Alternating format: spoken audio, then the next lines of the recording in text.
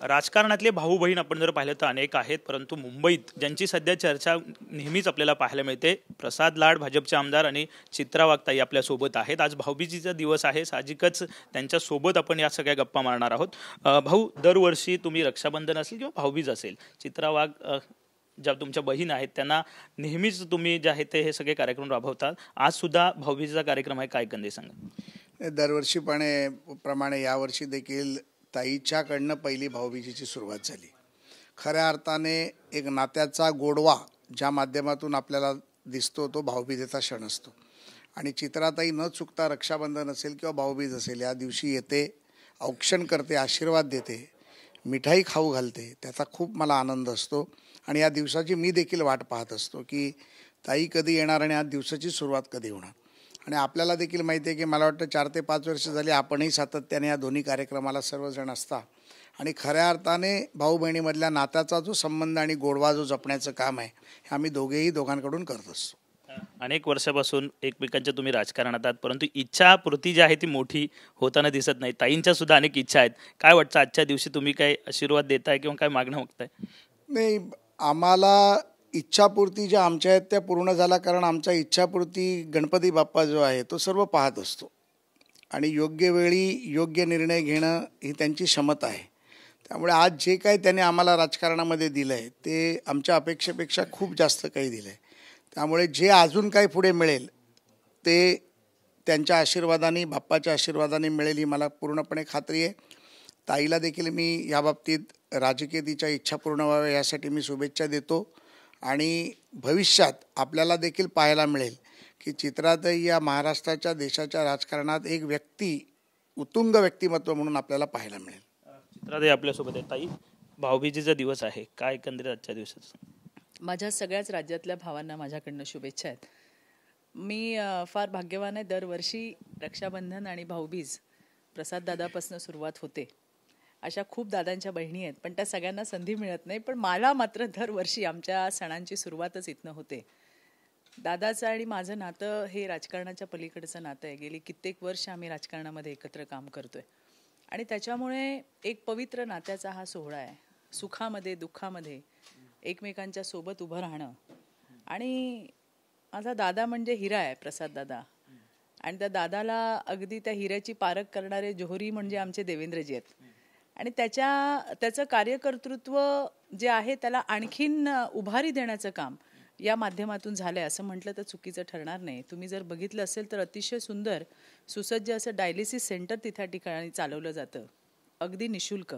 असंच नाही, विविध समाज उपयोगी कार्यक्रम, मग चालता दवाखाना असेल, महिलांसाठीच्या विविध चेकअप्स असतील किंवा अशा वेगवेगळे सामाजिक उपक्रम तो सतत राबवत असतो. म्हणजे 24 तास राजकारण करणं हा त्याचा पेशा नाही, तर राजकारणाच्या पलीकडे जाऊन आपल्याला समाजकारणात काय करता येईल याच्यासाठी प्रसाददादा नेहमीच अग्रेसर असतो. आता तर युनियनच्या क्षेत्रामध्ये आहे आणि या नवीन क्षेत्रामध्ये सुद्धा त्याने त्याचा झेंडा अतिशय चांगल्या पद्धतीने त्या ठिकाणी रोवला आहे. अनेक कामगार बंधू आहेत, त्यांना न्याय देण्याचं काम हे दादाच्या युनियनच्या माध्यमातून होत असतं. माझ्या मनापासूनच्या शुभेच्छा आहेत त्याच्यासोबत की त्याच्या सगळ्या इच्छा पूर्ण हो आणि त्याला आणखीन परमेश्वरानं अधिकचं बळ देवो या जनसेवा करण्यासाठी. दादा लवकरात लवकर मंत्री होत अशी? नाही, नक्की. मी तुम्हाला म्हटलं की दादा आमचा हिरा आहे आणि आमचे जवाहरी जर कोण असतील तर ते देवेंद्रजी आहेत. त्याच्यामुळे या हिऱ्याला कोंदणामध्ये कधी बसवायचं हे देवेंद्रजी नक्की ठरवतील, मला विश्वास आहे त्यावर. आणि त्यामुळे दादाही आपल्याला आणखीन चांगल्या पद्धतीने लोकसेवा करताना आपल्याला दिसेल. दोघांना एक कॉमन प्रश्न आहे, राजकारणात तुम्ही दोघे सुद्धा आहात. आजच्या दिवशी राजकारणातल्या कोणत्या भावाला तुम्ही काही सल्ला द्याल का, हा एक माझा प्रश्न आहे. आज अजून आमचे सर्वज्ञानी जे आहेत त्यांचा आज वाढदिवस आहे. बघा, राजकारणामध्ये आम्ही काही एकमेकांचे वैयक्तिक विरोधक नाही आहोत. त्यांच्या मुलीच्या लग्नाला त्यांनी मला बोलवलं होतं आणि मी सुद्धा गेले होते. त्याच्यामुळे आज त्यांचा वाढदिवस आहे. त्यांना मनापासूनच्या शुभेच्छा आहेत की आपल्याला निरामय निरोगी असं आयुष्य लाभावं. छोटासा सल्ला आहे, भाजपचा आणि देवेंद्रजींचा इतका द्वेष करू नका, हाही त्यांना मला छोटासा एक सल्ला द्यायचा आहे. विरोधी पक्षामध्ये असताना आपल्या काही भूमिका त्या ठिकाणी असू शकतात, पण अतिशय पातळीहीन बोलणं हे खरं तर आमच्या सर्वज्ञानींनाही शोभत नाही. त्यामुळे आज त्यांना हा छोटासा सल्ला आहे की इतका द्वेष करू नका. बाकी तुम्हाला वाढदिवसाच्या निरामय आयुष्यात निरामय असं आरोग्य लाभो याच्या मनपूर्वक शुभेच्छा. साहजिकच आहे. प्रसाद भाऊ, तुम्ही काय सांगाल? राजकारणात अनेक बहिणी आहेत, सुषमा अंधारे सुद्धा सक्रिय राजकारणात सध्या पाहायला मिळत आहेत, त्यांना काही शुभेच्छा देत आहे का? नाही, दीपावलीच्या शुभेच्छा या सर्वांनाच आपण दिल्या पाहिजेत, पण ज्या पद्धतीमध्ये पातळी सोडून बोलणं किंवा पातळीच्या खाली कमरेच्या खाली जाऊन वार करणं हे राजकारणामधल्या नेत्यांना शोभत नाही आणि ती महाराष्ट्राची संस्कृती किंवा परंपरा देखील नाही. मला वाटतं की प्रत्येकाने या गोष्टीचा विचार केला पाहिजे आणि राजकारण करत असताना आपण कुठल्या थरापर्यंत जाऊन राजकारण करतो, काय काय पातळी गाठून बोलतो. सुषमाताईंचं बोलायचं झालं तर एक वेळेला त्यांनी कैलासवासी शिवसेना प्रमुख बाळासाहेब ठाकरेंबद्दल देखील त्यांनी अपशब्द वापरले होते, छत्रपती शिवाजी महाराजांबद्दल अपशब्द वापरले होते, प्रभू रामचंद्राबद्दल अपशब्द वापरले होते आणि त्याच आज सुषमाताई उद्धवजींच्या व्यासपीठावर जाऊन छत्रपती शिवाजी महाराजांबद्दल बोलतात, कैलासवासी शिवसेना प्रमुखांची शपथ घेतात. म्हणजे हे एक फार विचार करण्यासारखी गोष्ट आहे. त्यामुळे राजकारणात आपण असताना आपण कोणाबद्दल काय पातळीपर्यंत बोलतो याचा देखील आपण विचार केला पाहिजे. मला वाटतं ताईंना मी ताईच म्हणतो त्यांना, त्यामुळे मी दिवाळीच्या दिवशी त्यांना शुभेच्छा देखील देतो आणि हा सल्ला देखील देतो की एक पातळी सोडून त्यांनी राजकारणामध्ये वक्तव्य करू नये, माझी त्यांना एक भाऊ म्हणून विनंती आहे. धन्यवाद.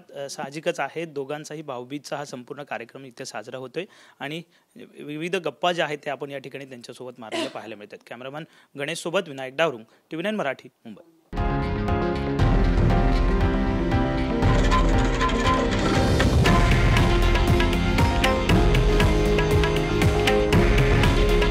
हे आहे देशातील नंबर 1 न्यूज नेटवर्क आणि आपण पाहत आहात TV9 मराठी. काळजी तुमची, हित महाराष्ट्राचं.